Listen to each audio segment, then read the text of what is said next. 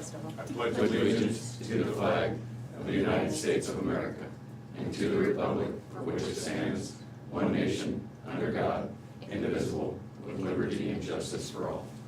Thank you.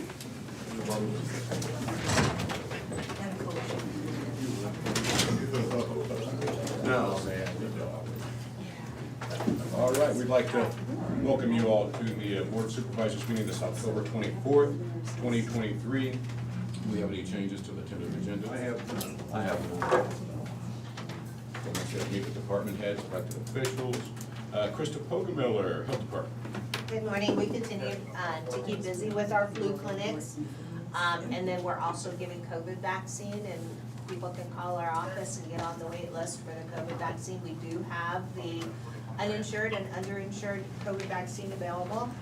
And we're giving those on 2 days a week, Tuesdays and Thursdays. So last week we had a Board of Health meeting, and we had the environmental health report. Russ is a subcontract for us for environmental health. He kind of gave us a rundown of the numbers and everything that was going on in the county. That's one of the new things that IDPH, which is IHHS now, is requiring that twice a year that they do a presentation to the Board of Health.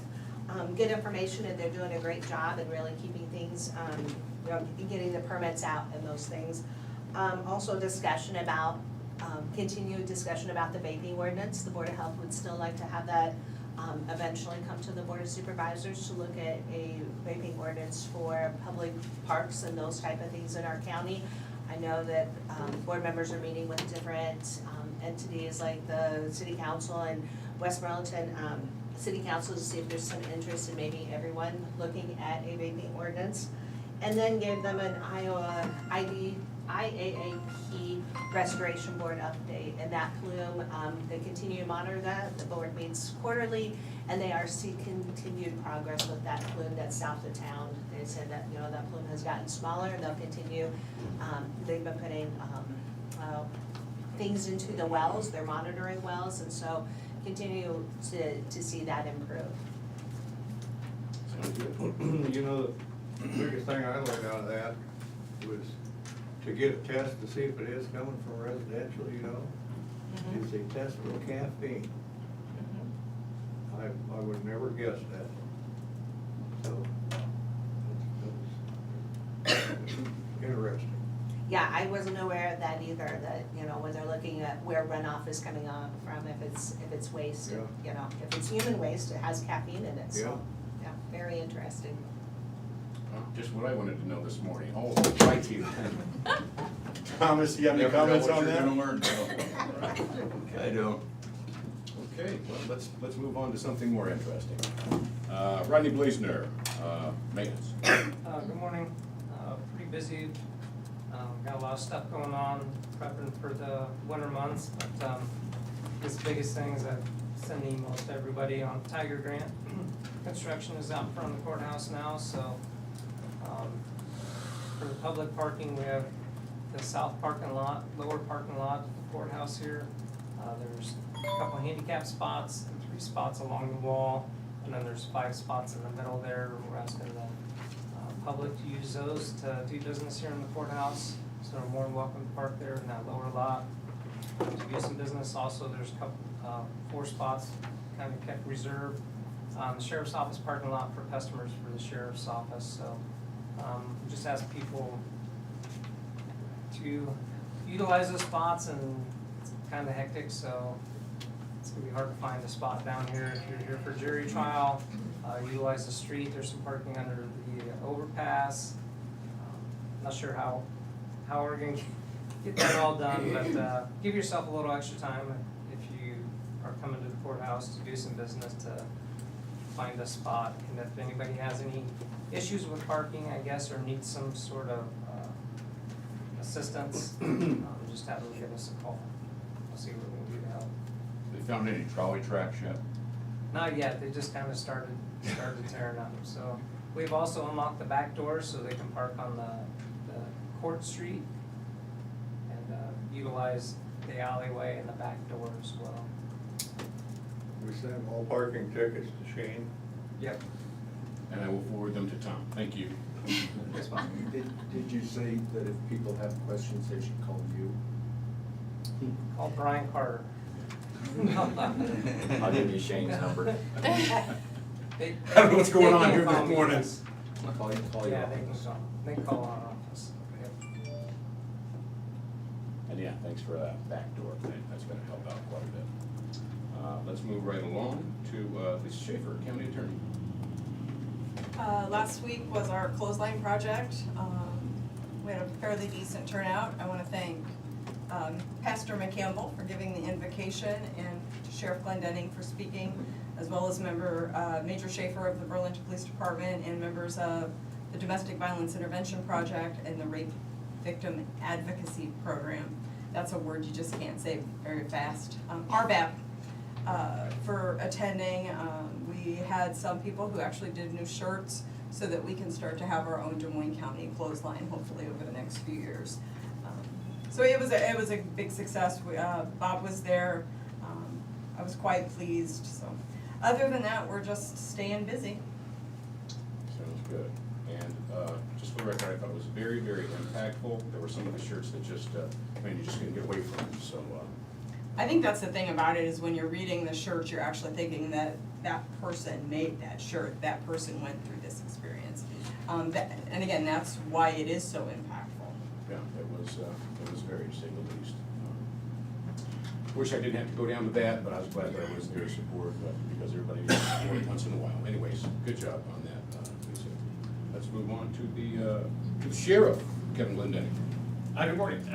We've got a lot going on this week, a lot of meetings, hopefully gonna make some headway on some different projects we have going on. Staying busy on the law enforcement side, everything's going well there, but at the jail, our population went up to 96 last week. Then we were at 92 yesterday, and then this morning we're down to 86. So with that, we're at 21 out of county, but we've got room, so we're working on moving it back today. So hopefully we'll see that number come down. Our list to ship out, to go to the halfway house, go to prison, is looking really good. We've got one going out today, and then one that just put on the waiting list for the residential facility yesterday. So none waiting on prison. So hopefully we're gonna see that number improve, but it's a week-to-week thing, so. Did those numbers go up because of Halloween? Is that the? You know, it fluctuates all times of years. We typically see lows in wintertime. It's just less activity being out and about. But it can be a result of a lot of different things. We had, yesterday, 4 people came in all on burglary warrants, so little things like a case being broke or something like that, where we make some headway on things. Those things can impact it. Sex offender sweeps, those things, don't see our numbers go up, but a lot of different things can impact it. Everybody satisfied? Moving on. Colin Gerst, IT. Good morning. Nothing really new to report, just keeping busy. Okay. Jared Lassiter, land use. Morning. Well, just keeping busy as usual. We have a couple of minor subdivisions on the agenda today, probably one more next week. Also with the start the public hearings for the solar ordinance. Kind of had an interesting turn of events last week. So during the meeting here, member of the public called the supervisors as the meeting was going, and Sheriff Glendenning, evidently closest to the door, volunteered to pick up the phone. And afterwards, he talked to me and says, "Oh, I think this is you." He'd taken down the information for somebody that had called asking about a land use related thing. So I gave him a call later that day, and it was pretty straightforward, just asking about permits. They were actually looking at possibly an area of several different, where Henry and Louisa come together. So they were just seeing what permits and everything was involved, which we like to see. So it was interesting. They don't always know where to call, but serendipity there, he called at the right time and got where we needed. So. All right. Well, we appreciate your work there, Jared. Chris Lee, Conservation. Good morning. So our AmeriCorps team is in town working with us on Big Hollow. They are right in the middle of painting the exterior of the Ranger House right now, trying to rush against the rain and get as much of that done as we can before we get some rain coming in this week. Had our big Halloween event. It was really well attended. Based on the number of cars we had in the parking lot, thanks again to the CERT team for parking all of them, we're estimating 700 plus in the park through that day. So it was a little chilly and wet to start with, but the rain stopped. It was really great afternoon. All right. I was out there, I saw a lot of cars, man, so I don't know how people were out there, but it was a lot, so. Big event. Yeah, no doubt, no doubt. Sarah Marie, County Auditor. Good morning. It's Red Ribbon Week, so you guys all have red ribbons in your mailboxes. Don't forget them. I did send out a direct deposit for longevity because we'll get that next week. If you do not get it back to me, it'll get direct deposited as your normal paycheck does. But if you give it back, we can put it where you want it to go as far as direct deposit goes. Absentee voting going on right now for the November 7th election is in the office until November 6th. And then at your precincts on the 7th. Other than that, just keep them busy as usual. All right. And Brian Carter, County Engineer. Good morning. Plenty of stuff going on, a lot of stuff behind the scenes, getting ready for projects moving forward. Ditching, working on some shoulders, trying to get some shoulder work done this fall and making headway on that. So, other than that, not a lot, just a lot of stuff out of the eye, but they did do some wrapping up, I think, on the 99 project, so I think they're awfully close to being done with the punch list items that Devin had for them. So a few little things here and there, but in general, I think most of the seeding is done now too. They have a little bit more work to come finish up, but for the most part, hopefully we can get the grass to fuzz up and take off this fall yet. Sounds good. You had me at 99 wrap up, but anyways, appreciate that. Moving on, gentlemen, do we have any correspondence? I have none. I have none. Okay, let's move on to discussion in public. First, we have 5A, which is a compensation board member resignation. To Des Moines County Board of Supervisors, on September 29, 2023, I commenced work as a district court judge. I will no longer be permitted to serve as a member of Des Moines County Compensation Board. I ask you to accept this letter as my resignation as representative for the county recorder. Signed Shane Wiley, 828 South Layford Street. Motion to accept the resignation. Second. Motion second, Sarah Marie. Tom Broker, Yes. Jim Carrey, Yes. Shane McCampbell. Yes.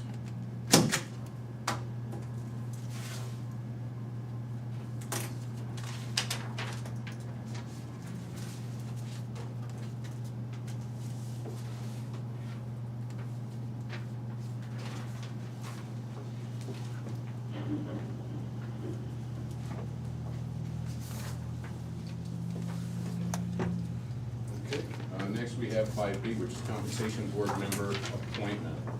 Compensation board member request for appointment to Des Moines County Board of Supervisors. I'm interested in serving the remainder of the 4-year term on the Des Moines County Compensation Board as representative for the county recorder. The term will expire in July 2024. Signed Derek Stotler from Sperry, Iowa. Can I get a motion to approve? Move to approve. Second. Moved and second. Sarah Marie. Jim Carrey, Yes. Tom Broker, Yes. Shane McCampbell. Yes. And thank you to Derek for stepping up. Thank all of them being on there because No doubt about that. it's a tough job, so. Are they compensated? So, not at all. Was you interested, Bob? Never mind. We'll talk about that later. All right. 5C is resolution 2023-039 on a final plat for Stecker. I don't know how you pronounce that. I'm honestly not sure either. All right, it's one of them. Stoker, Stecker, we mean no disrespect. Acres subdivision, and Jared, talk to us about that. Well, it's a pretty simple one here. Actually, they both are today. This one is off of Mediapolis Road in between Kossuth and Highway 99. There's already been a subdivision in this 40-acre section here, so that's why this needs to be a subdivision. So basically, there's about 80 acres of farmland to the south, off of, I think it's 85th Avenue, and it's connected to a house on Mediapolis Road. There's a little narrow strip that physically connects them, and it's all under the same ownership. So right now, the current owners of that house are looking to sell the house and then keep the farmland, so this would allow that to split that piece off. And the name of the subdivision, I believe, is the last name of the people that will be purchasing it. So it already has driveway access from Minneapolis Road, no need for an easement to the south because that property already has access from 85th Avenue. We did get a comment from the National Resource Conservation Service indicating that there is a CSR, Conservation Reserve, easement in place for this, basically the eastern half of the lot, east of the house. There's a open field there, and so I believe there's at least a year or two left on that agreement. So we notified the subdivider, obviously is fully aware of that, and the buyer evidently is aware of that as well. However, just so it's on the record, as we approve the subdivision, we're including a condition on there that acknowledges that existing CRP ground on that property. So apart from that, we just think it was pretty straightforward, so we recommend approval with that additional condition on the CRP. Motion to approve the subdivision. Second. Moved in second. Sarah Marie? Tom Broker, Yes. Jim Carrey, Yes. Shane McCampbell. Yes. We're gonna do these top copies and then we'll just do the other stuff.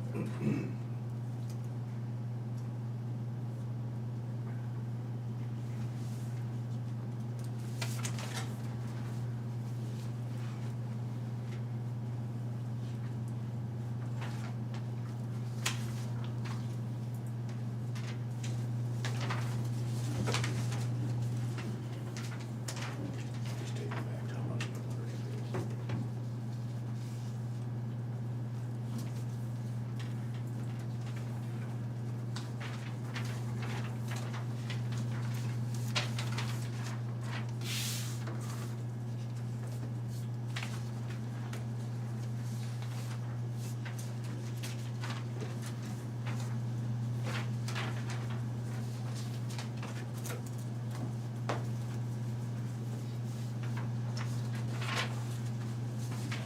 Then we have our next subdivision, which is Resolution 2023-040, and final plat for the Norm Frank subdivision. Jared? Well, we're sticking in the same part of the county here. This is actually just a few miles east of the other one, and very similar situation where you got 40-acre farm property here at the by the intersection of Highway 99 and Minneapolis Road. And there was already a house on the southern half of that property that's been split off previously, so that's why this one needs to be a subdivision. This is on the north half of the property along 235th Street, which is currently on the same property as the farm ground. This is intended to split that house off, and it would be sold to a family member of the current owner. And it contains a house and a pole building. So this one has access from 235th Street already. Actually didn't receive any significant comments regarding this one. So I think this one's pretty much good to go as is, so we recommend approval as submitted. Approved. Second. Moved in second. Sarah Marie? Jim Carrey, Yes. Tom Broker, Yes. Shane McCampbell. Yes.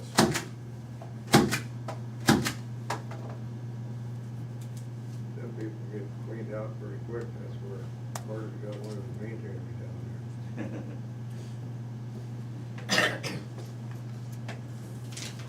First or their last, where they're at.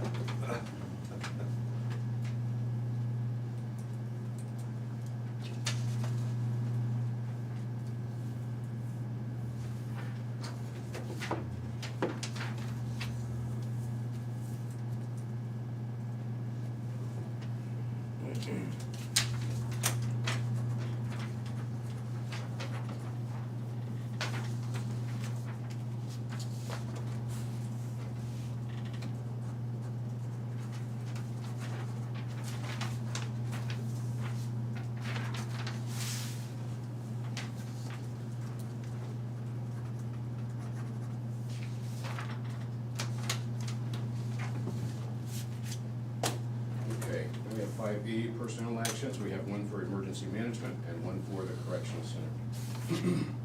First one is for emergency management, it's for Shannon Prado. She's assistant volunteer coordinator.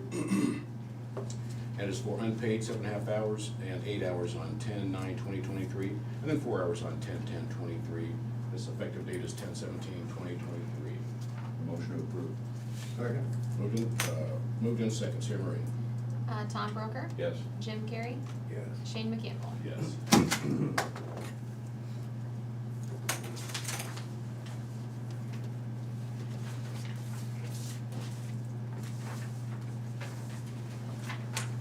Then the second one is for James Pleasant. He's a correctional officer in the correctional center. It's his anniversary, so he's getting his 24-month step increase, moving from his previous rate of pay, $45,908.66, to his new rate of pay, $46,811.86, effective November 1st, 2023. Can I get a motion to approve? So moved. Second. Moved in second. Sarah Marie. Jim Carrey, Yes. Tom Broker, Yes. Shane McCampbell. Yes.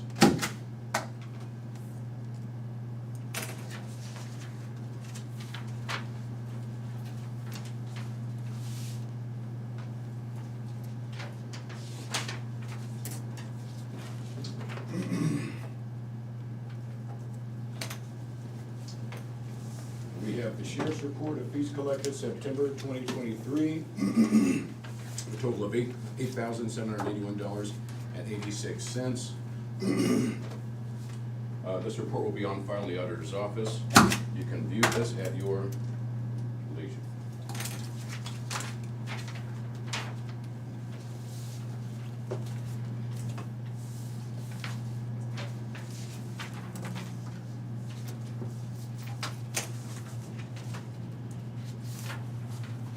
And then lastly, we have the minutes for the regular meeting on October 17th, 2023. They have been approved. Can I get a motion to approve? So moved. Second? Moved in second. Sarah Marie. Tom Broker, Yes. Jim Carrey, Yes. Shane McCampbell. Yes.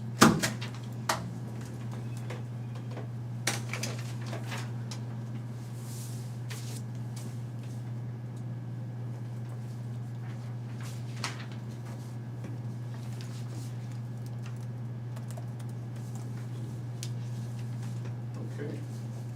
Do we have any other business? I have none. I have none. Future agenda items? The only thing I know that Andrew's got one coming up. I think we've got one with Jared and Zach next week for the Yeah, the silver, wind and solar, What's that? wind and solar. the public hearing. Andrew got one coming up. Not Yeah, yet. that's right, Andrew does too.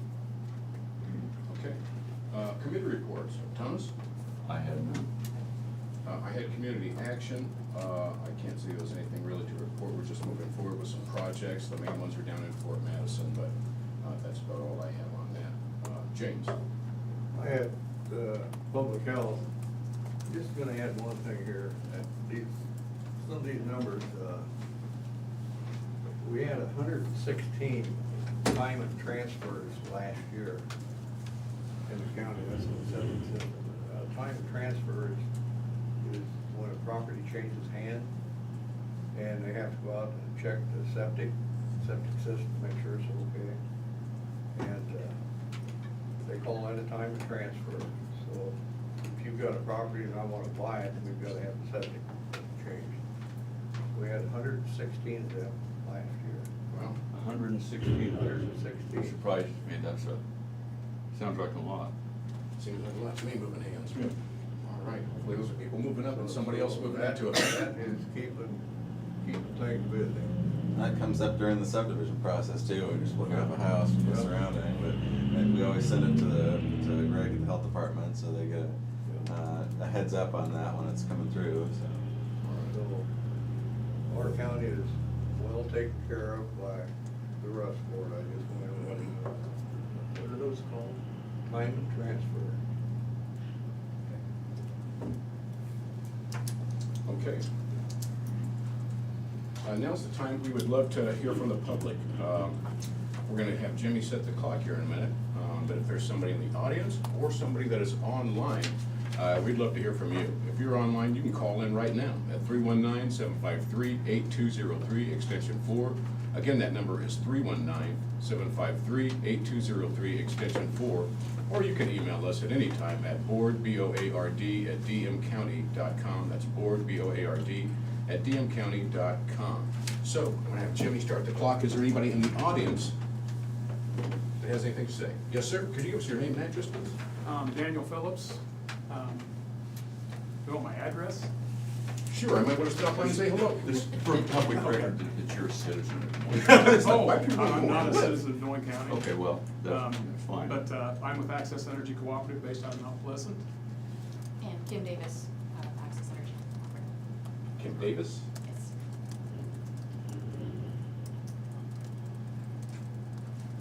And we'd just like to express our thanks and gratitude to the ease in which we can communicate with your engineering department on right-of-way easements and different things. We serve 650 county members here, mainly south of town. But like I said, we've never had a problem getting an easement approved, and it's always been a real quick process for us. So we just would like to express our gratitude for that, and if there's anything that you can see we're doing wrong out there, please let us know. When you said that you didn't have any problems, Kim was standing next to you and she was winking. I just want to know where you're at. For real? I mean, let's get down to the bottom of it. Let's go and handle this. Sorry to throw you under the bus. No, we definitely. I don't have it. Well, that makes two of you, Boyd County, that been Matt and Brian. But anyways, no, that's good to hear. Thomas, James? That's because they're working with Becky instead of Brian, so Yeah, I don't know it why goes they do smoother that way. Okay. Thank you for bringing that to our attention. It's nice to hear good things. So, I appreciate that. Don't sit down. Don't sit down. Yeah, don't sit down. Yeah, and if you happen to get mad at Brian, come on down and tell us about it. We want to hear about that too. Yeah. But it's always good to do, sir. We appreciate that. Thank you. Thank you. You got those names, Bob? No. Make sure you get them. Could Can you you say spell your names those? again really loudly? Daniel Phillips, Got it. Kim Davis. Just like they sound. P-H-I-L-I-P-S, or is that two L's? just one L. Just one L? Yeah. I came from the family, had the L knocked out of They me. know.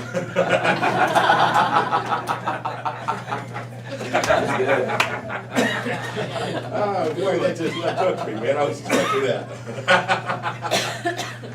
Okey dokey, man. That's, Better ones we've had in a while. that's it of our 2 minutes, and, yeah. That almost made me slobber, man, so, with a That nine. is, that's With a right. 9, we're adjourned. Aye. Aye. Okay, after this, we do have a work session following with county engineer. We're gonna take a break, we'll be back. Thanks a lot, guys. Thanks for coming. Guys, have a good day.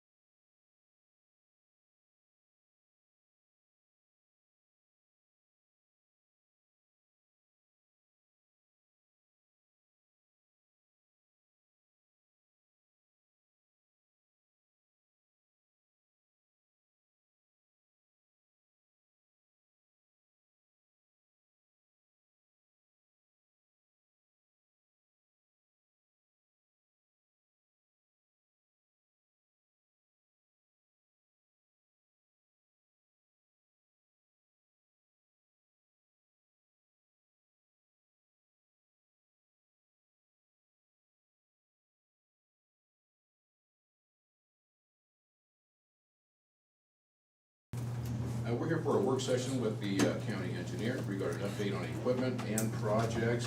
Brian Carter, we'll turn it over to you. So I wanna hit equipment real quick. I said something to briefly in passing to Jim and Tom later on last week, and Shane, you weren't there, so I just wanted to make sure, or to some extent, be on the same page with you guys. And if you wanna look through this, you can. You don't, you don't. It's not anything.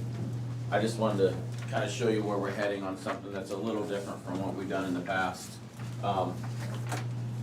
Motor graders, we are kind of heading towards our first phase of motor grader replacement.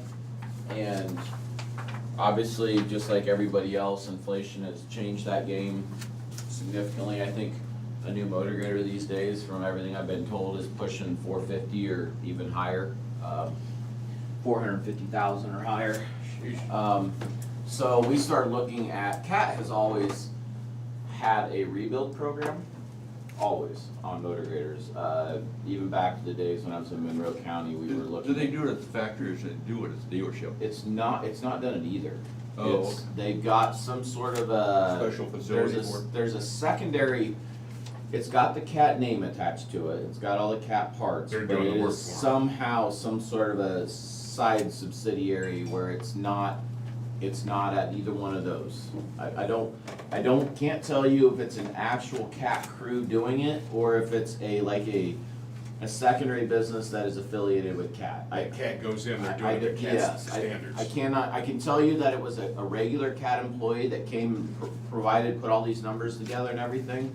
But what I can't tell you is at the facility, is it truly an actual CAT shop? I'm not aware, I don't know that. But this is what they do at that This is what they facility. do, this is all they do.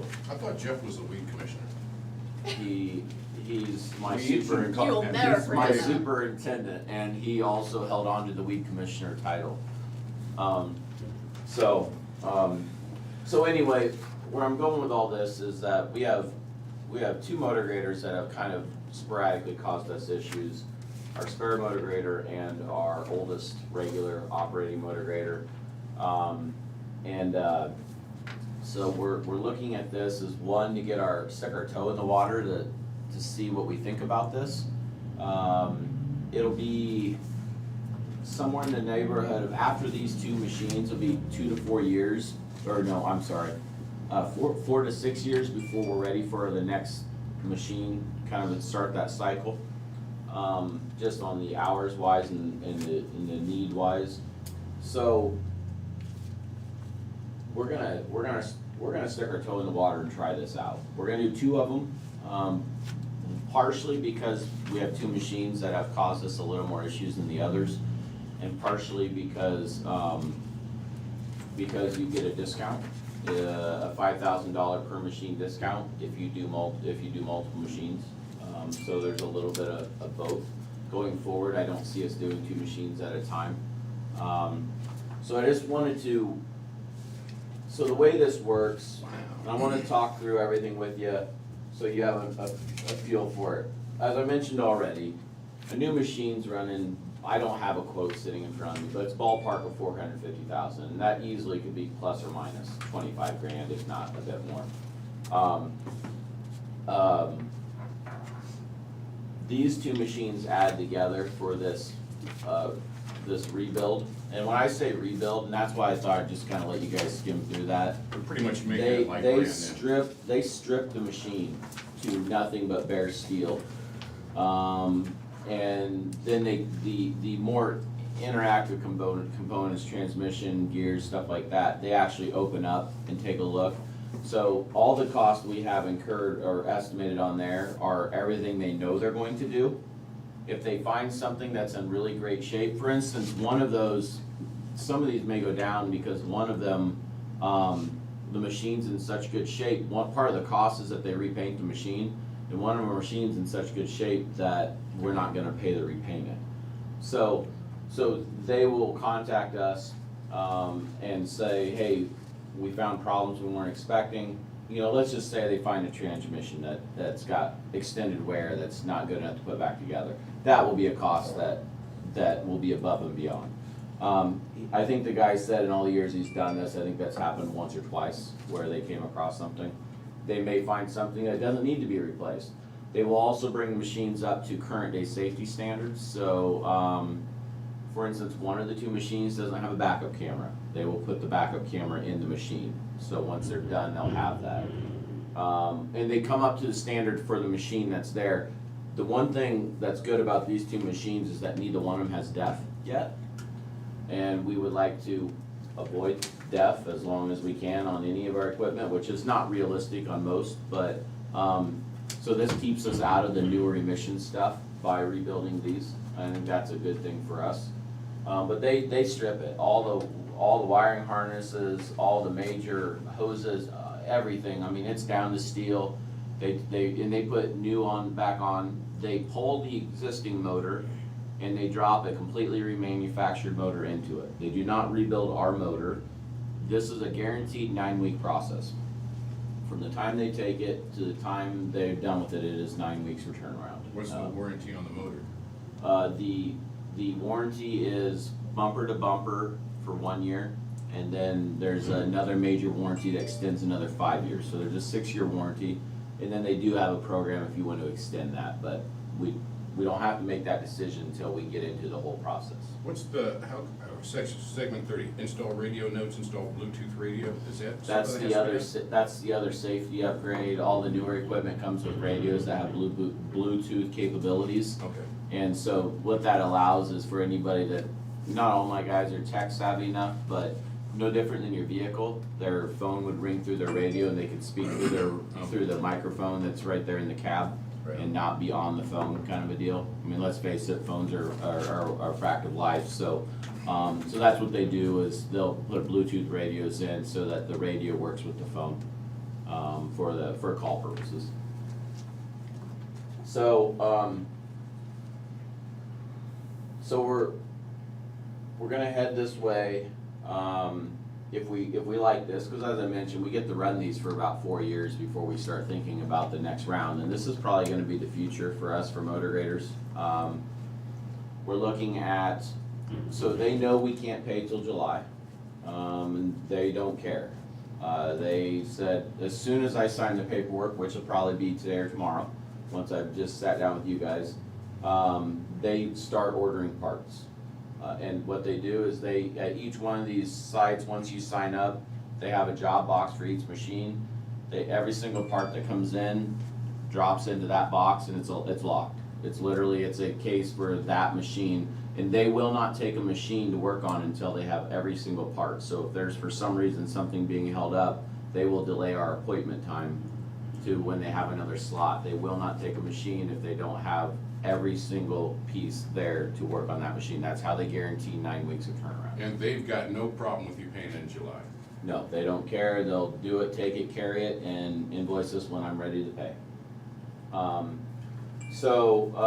We say $5,000 per machine for doing 2 machines, and there's some other miscellaneous stuff. I mean, you know, you can play the numbers game all you want. Clearly, they're making money, it's always had a good reputation. I've known about this for a long, long time. It was not getting done on the age of machines that we have. We have quote unquote newer machines, I guess is what until inflation skyrocketed the prices. And once the new machines skyrocketed from even what they were, all of a sudden it brought this in as a feasible alternative. And so they're doing a lot more than newer machines. When you see the letter M in any cat motor grader, you know it's a kind of a quote unquote newer machine. They switched into that category about 15 years ago. So the reason I'm bringing this up with you guys is that it's a diversion from what I had ran by you for our equipment program. And you guys, I know, kind of trust me to run our shop and our office and our department and our budget and everything else. But the mathematics of this is that, you know, next year, which is obviously a budget we'll be talking about coming up, so I'm not looking to jump the gun. You're gonna hear some of this again when we're talking budgets, but I've always said, rarely do I get to look 6 months or a year ahead. Most of the time I'm having to look further ahead than that. we're, as you know, equipment's hard to come by, we're signing quotes for stuff that might be 15 months out, that kind of a thing. It's just the way things are anymore at this point. We have 2 Mack trucks on order right now that we don't even know when we'll see. We just hope we see them by July next summer, but there's no guarantees on that. So next year, I had anticipated a motor grader. And this is going to, the cost of doing 2 machines is more than a motor grader. So once I do the math and I take that cost of the motor grader I had in, we also had a loader in there, which I'm gonna cross off the list. So once I take those 2 numbers and balance out, I'm gonna be about 130,000 short roughly next year. I can make that balance over the next 2 or 3 years on our new equipment. I'm not worried about it, but I'm giving you guys a heads up because I consider on a project $130,000 swing is nothing on a $1 million or something like that project. But when I'm looking at new equipment, I just want you guys to be aware that I'm kind of shuffling the game plan, kind of changing to some extent direction. I don't see any, whether I balance it through how I manage my new equipment for the next 3 years, which is certainly possible, or whether I have some extra cash flow because of a mild winter or something. Either way, I'm not worried about that side of it. I have plenty of other cash flow issues. We've already talked about bridges, which I'm gonna hit on next, but I think it's the right time to jump in, try it out. One of these machines are our spare and it gets used pretty regularly as little things come up through the winter time. And one of these machines is, like I said, our oldest regular use machine. And I think it's a good way to try this out. It gives us some time before the next one comes due, so we can make sure that we're happy with it. Henry County's done one, Washington County's done a couple. We're not new into this, so it's not like we're a guinea pig. I'm assuming they were satisfied with it. Yeah, they're good. So I see them all the time. I'm gonna see them at the winter conference coming up in a couple months, so I'll bring it up with them, but yeah, they're happy with it, I guess. So, so I just wanted to, give you guys a heads up that this is where we're heading. I thought you guys might like to just look through and see how thorough it is, cause it is very much take it down to the bare steel and then build it back up. It's a good warranty. I mean, it's a 6-year warranty, 1 year being bumper and then the rest being major stuff. That's a good warranty to go with too.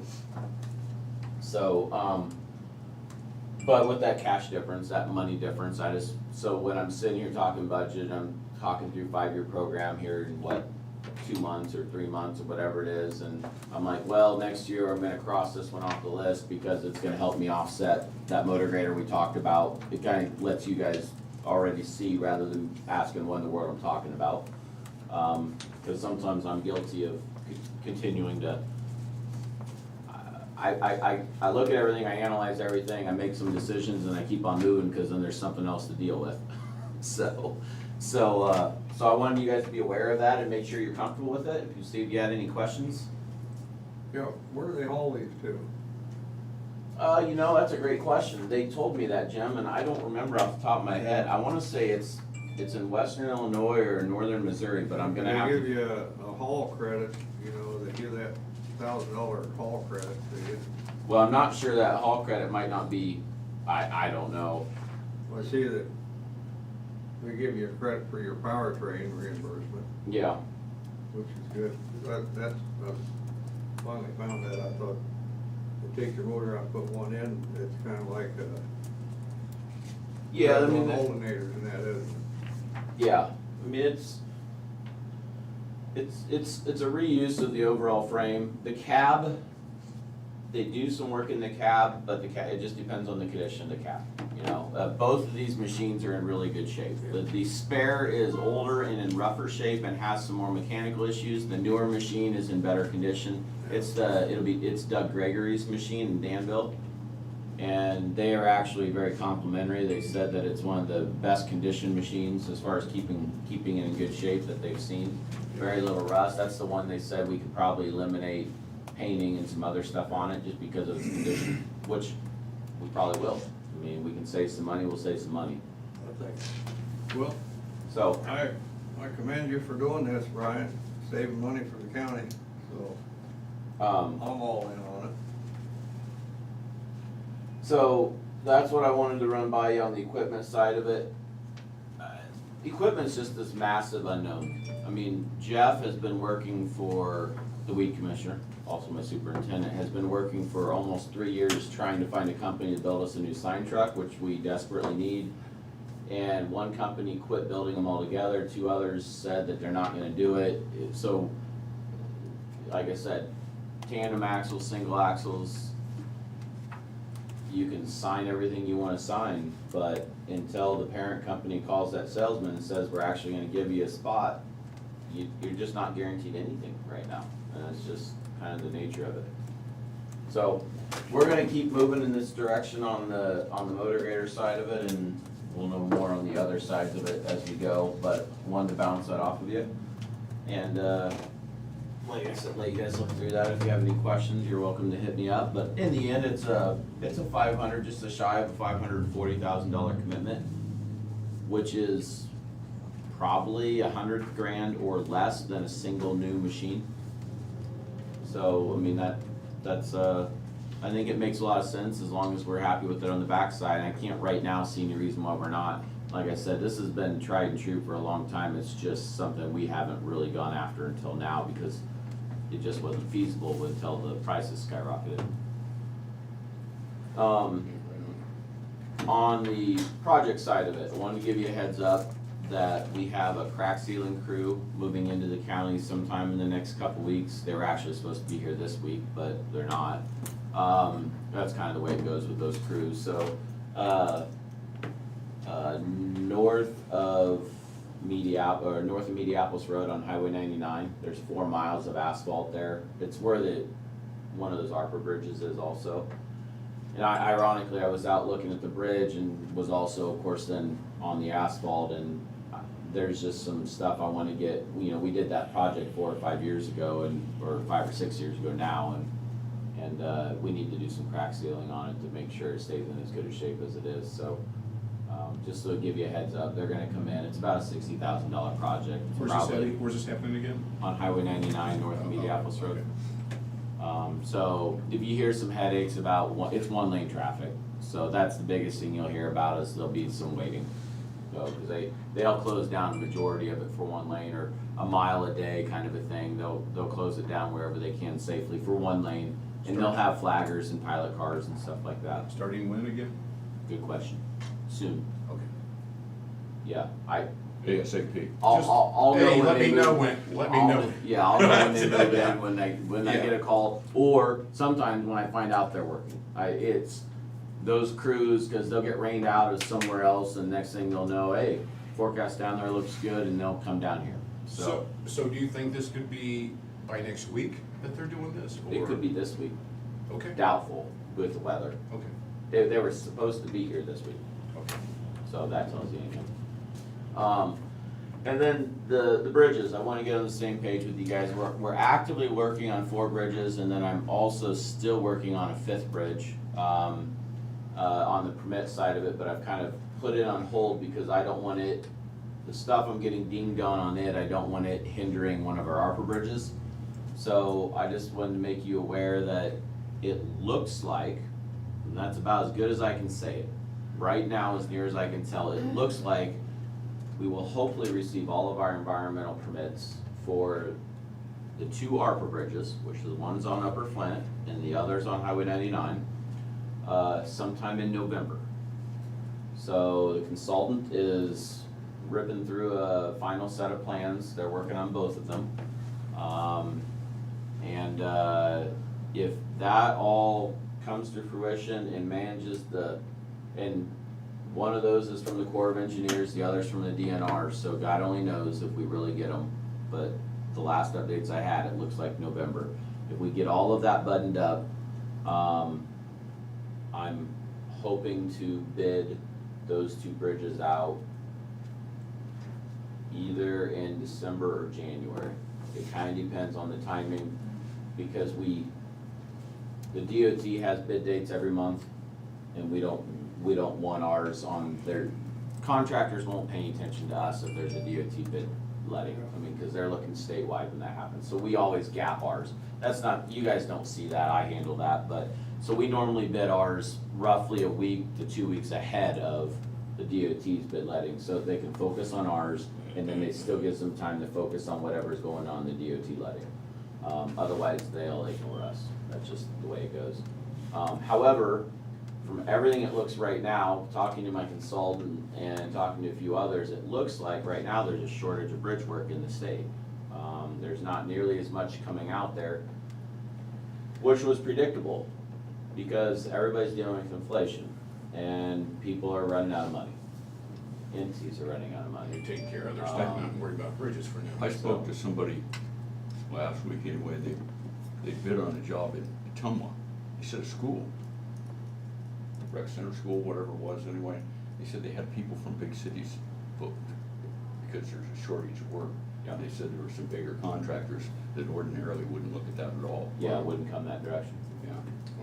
Yeah, I think that's going all over. I talked to a local paving contractor, and he picked up a job in Atumwa because he needed to fill out a schedule this year. Not because he wanted to go to Atumwa to work, but because he just needed a job. And he has worked in Atumwa some, but that's kind of the fringe of where he really wants to be. So I'm hoping that positions us for some really good prices. So as I get closer to that, I'll let you know, but I wanted you to make you aware of that, because that'll also, we're just gonna bid these things out, and then I'll play the money game and figure out how that looks. I've already told you guys that I'm not exactly sure how much I'm short. We're not gonna know how short I am until we bid it, until we see those prices. Maybe we get fortunate, and maybe we get really good competition, and it squeezes into about what we have for ARPA money, and I don't have to start figuring out where to come up with other money. We'll see. I'm sitting back, I'd like to get these out and bid before I kind of figure out the asphalt side of things, whether it be Seven Ponds or Tama Road or whatever, and figure out that whole dynamic. So I wanted to make you aware of that. There's 2 other bridges we're working on, and I haven't decided if I'm gonna try to throw those out right away, or if I'm gonna hold those off and throw them out next year. They're not ready to go anyway, we're still waiting on permits for those, and those are the bridge deck projects, Danville Road and North Gear. So just kind of wanted to put a bow on all of those and let you know where things are at, because those 2 ARPA bridges are gonna come on fairly fast. They're local bridges, which is really nice, because we can, Becky will build that bid package fairly quickly. We need them out for about 3 weeks of advertisement. They're both basic bridges, they don't need a ton of special time to look at them. So we don't need a lot of lead time on those to get them out for advertisement, and we advertise them through the DOT anyway. So all the same contractors that look at those will be looking at ours, and we'll do a local letting through Sarah. By the way, I don't know if Becky remembered to call you, she probably did, but I'm gonna cancel she's scheduled a letting with you for another local bridge. Yes, in it's the canceled. bottoms, yeah, we're gonna cancel that. Now that I realize I might be able to bid these 2 big ones, Okay. we're gonna bid those first, and then Okay. lob that one out for a bid after that, and that way there's already a contractor that knows he's gonna be in the county, that should get me better prices on that small one. Okay. So, Yeah, just let me should know. be better because their mode will be already figured into these other 2 bridges, so Gotcha. it should be less mode Okay. for that. So we're just gonna hold off and try to put ourselves in a better financial position. Makes sense. So, that's kind of the 6th bridge, that's down in the bottoms where that dead end road, the dog road, the wolf dog road, those triple culverts that we're gonna put a bridge back in. You can't, do North Gear, college won't have anything to write about. Well, we're gonna do North Gear. So, I don't look forward to it, but that'll finish that road, which I do look forward to. I don't look forward to any of them, actually, they're all gonna be a pain for people, but that's. Places you don't have any full closures, so that, they can't. Right now. Right now, yeah. Don't worry, we'll full close something else eventually. Give it time, it's gonna That's happen. what we do. So yeah, I just kinda wanted to, once I know more on all the bridges and when it's coming, I'll let you guys know, and, we'll go from there, and wanted to make sure you guys are comfortable with the equipment side of things too, so. But, Yeah, sounds good to me. all right, well, that's. Hopefully this place really works out Good, because that would be a tremendous savings and a great, I think it's gonna work out very well. Like I said, we're not a guinea pig. They've been doing these, it's newer with the age of machines or with the newer machines, but the last group of machines were what they call the H's, which go back all the way to, I wanna say the early 2000s, and then before that, there was, what were those, the R's or something? They've been doing this all the way back at least into the 90s on machines. It's not a new concept. It's just not True that. something that financially made sense for our situation, because a lot of times if you have the cash flow, now you get to the poorer, more rural counties where the cash flow is quite a bit different because they're tax base, or they don't have a low cost sales tax, because that's obviously very beneficial to us. They've been doing rebuilds. They'll buy a used machine, they'll run it as long as they can, then they'll do a rebuild, and that's how they survive. But the government discounts and everything you get on the new equipment, most of the time, it just doesn't make any sense. We don't do anything like this on trucks because they're junk. I mean, but there's enough stuff to be done that we move them on. The motor graders, they're still a solid piece of steel, so we can reuse them and keep them moving. Plus, we don't have to upgrade to the newer emission stuff. So, and I think that's a really good thing for us. new tires on that too, right? No, the tires are our baby. Okay. Yeah, it'll be everything from the frame out, but it won't be Okay, tires. And they may not But be everything tires, but we already replace the tires whenever they need replaced. I think we order anywhere from 10 to 20 motor grader tires every single year, bare minimum. So, Thank you, Brian. yeah, anyway, just wanted to make sure you're good. When I start varying by hundreds of thousands of dollars from the equipment budget, I want to make sure you guys are in the same area or understanding as I am. I do have one question for you when we're through with this. Okay. Well, then I'm done. Thank you for your time. Okay, all right. Thanks a lot, Brian. After church Sunday, Yeah. wife and I went out to McAllister's to get a bite to eat. Yep. And